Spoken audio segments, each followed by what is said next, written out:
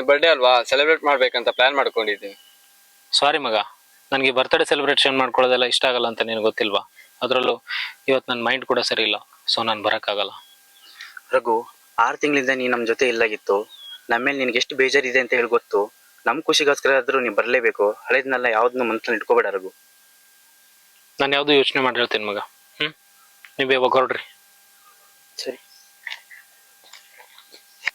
ಹೇ ರಘು, ನಿನ್ ಬರ್ತಡೇ ಅಂತ ಹೇಳಲೇ ಇಲ್ವಲ್ಲೋ? ನಾನು ಅವಾಗಲೇ ಹೇಳೋದ್ನಲ್ಲೋ, ಇವತ್ತು ನನ್ನ ಮೈಂಡ್ ಕೂಡ ಸರಿ ಇಲ್ಲ ಅಂತ. ಅದರಲ್ಲಿ ಬರ್ತ್ಡೇ ಎಲ್ಲ ಯಾಕೆ? ನನಗೆ ಮೊದಲೇ ಬರ್ತ್ಡೇ ಸೆಲೆಬ್ರೇಷನ್ ಮಾಡ್ಕೊಳ್ಳೋದೆಲ್ಲ ಇಷ್ಟ ಆಗಲ್ಲ. ಅದ್ರಲ್ಲಿ ಬೇರೆ ಅವರಿಬ್ರು ಸೆಲೆಬ್ರೇಟ್ ಮಾಡ್ತೀವಿ ಬಾ ಅಂತ ಅಷ್ಟೊಂದು ಕರೆದೋಗಿದ್ದಾರೆ. ಹೋಗೋದು ಬಿಡೋದು ಅದು ಕೂಡ ಗೊತ್ತಾಗ್ತಾ ಇಲ್ಲ. ಅವ್ರು ಅಷ್ಟೊಂದು ಕರೆದಿದ್ದಾರೆ, ಹೋಗ್ಬರೋಣ. ನೋಡೋಣ ಮಗ ಏನಾಗುತ್ತೆ ಅಂತ. ಸರಿ, ಇವಾಗ ನೀನು ಹೊರಡು, ನಾನು ಹೋಗ್ತೀನಿ.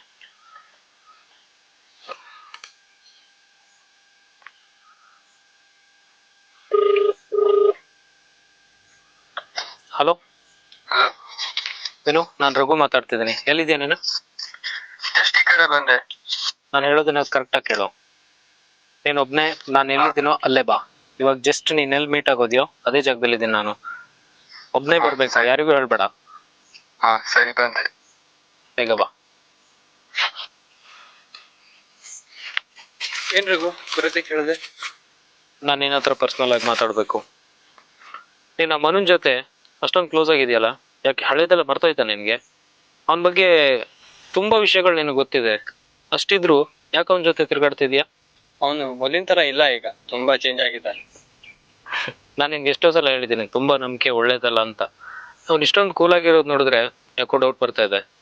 ಅವನ ಬಗ್ಗೆ ನಿನಗೆ ಗೊತ್ತಿದ್ರು ನೀನು ಅವನ ಜೊತೆ ಸೇರ್ತೀಯ ಅಂತ ನಾನು ಅನ್ಕೊಂಡಿರ್ಲಿಲ್ಲ. ಈ 6 ತಿಂಗಳ ನಾನು ಬೇರೆ ಏನೋ ಕಾರಣಗಳಿಂದ ದೂರ ಇದ್ದೆ.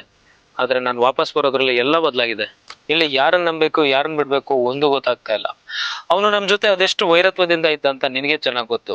ಆದರೆ ಇವತ್ತು ನೀನೇ ಅವನ ಜೊತೆ ಇಷ್ಟೊಂದು ಕ್ಲೋಸ್ ಆಗಿರೋದು ನೋಡ್ತಾ ಇದ್ರೆ ಅವ್ನು ನಿನ್ಗೇನಾದ್ರೂ ಮಾಡ್ಬಿಡ್ತಾನೆ ಅಂತ ನನಗೆ ಭಯ ಕಾಡ್ತಾ ಇದೆ. ಅವನು 6 ತಿಂಗಳಿಂದಾನೇ ಏನೂ ಮಾಡಿಲ್ಲ, ಇನ್ಮೇಲೆ ಏನಾದ್ರು ಮಾಡ್ತಾನೆ ಅಂತ ನಿನ್ಗೆ ಅನ್ಸುತ್ತಾ? ಇವತ್ತು ನೀನು ಅವನ ಬಗ್ಗೆ ಇಷ್ಟೊಂದು ಕಾನ್ಫಿಡೆನ್ಸ್ ಆಗಿರೋದು ನೋಡಿದ್ರೆ ಇಲ್ಲಿ ಯಾರನ್ನ ನಂಬಬೇಕು ಯಾರನ್ನ ಬಿಡಬೇಕು ಒಂದು ಗೊತ್ತಾಗ್ತಾ ಇಲ್ಲ. ಯಾಕೆ ರಘು, ನನ್ನ ಮೇಲೆ ಅನುಮಾನ ಪಡ್ತಾ ಇದ್ಯಾ? ನಿನ್ ಮೇಲೆ ಅನುಮಾನ ಪಡ್ತಾ ಇಲ್ವೋ?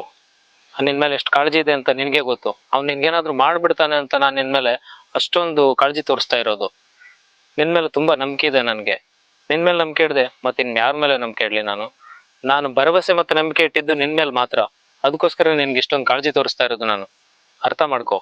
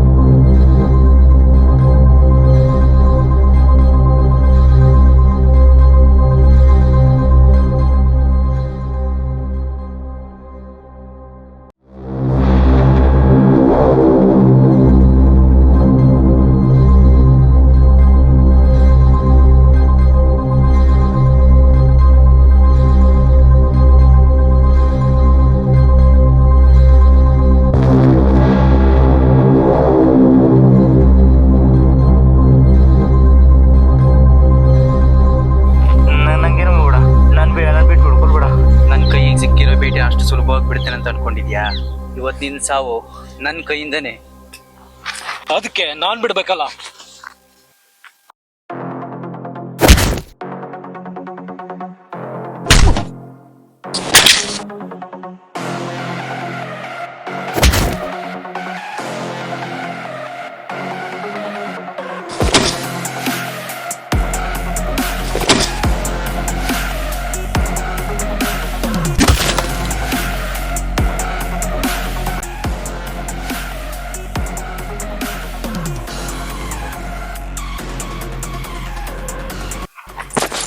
ಇನ್ನೊಂದ್ಸಲ ಈ RC ತಂಟೆಗೆ ಬಂದ್ರೆ ಇಲ್ಲ ಜೀವಂತವಾಗಿ ಉಳಿಸಲ್ಲ ನಾನು. ನಿನ್ ತಂಟೆಗೆ ಬರಲ್ಲ RC. ಹುಷಾರ್. RC ನಿನಗೆ ಮಾತ್ರ ಬಿಡಲ್ಲ RC. ನಿನಗೆ ಸಮಯ ಕಾದೆ ಹೊಡಿತೇನೆ RC.